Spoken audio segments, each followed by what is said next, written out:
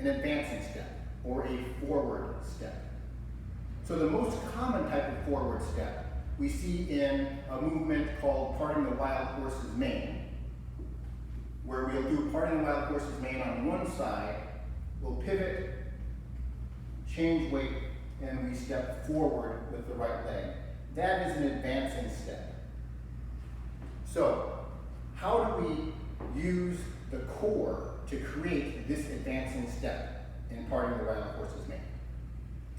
What we're doing, if we refer to the core techniques, is combining different sequences of core rotation to create the whole fundamental movement.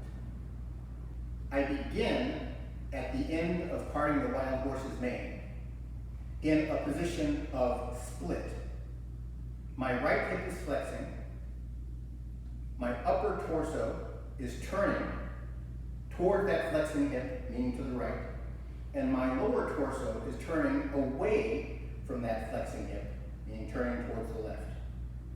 It makes it appear that I am facing straight forward, but it is actually a combination of 3 rotations. Rotation of the upper torso, rotation of the lower torso, and flexion of the hip. My pivoting action is actually going to switch my split movement to split moving in the opposite direction. So I am going to now change my upper torso rotation from clockwise to counterclockwise.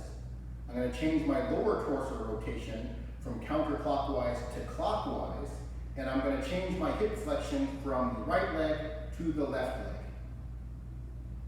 So I change split with the right hip active to split with the left hip active.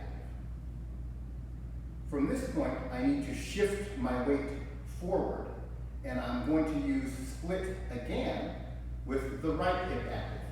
I'm going to lift my right knee forward, which is flexion of the hip. I'm going to change my torso rotation on the upper side to clockwise, and I'm going to change my lower torso rotation to counterclockwise.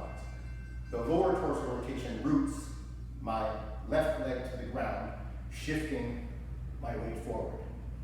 So this is the change from split with an active left hip to split with an active right hip.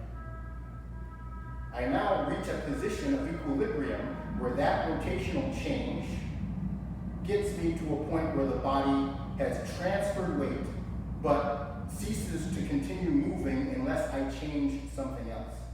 At this point, I change split to elbow strike by continuing to flex my right hip, but turning my upper torso rotation from clockwise to counterclockwise.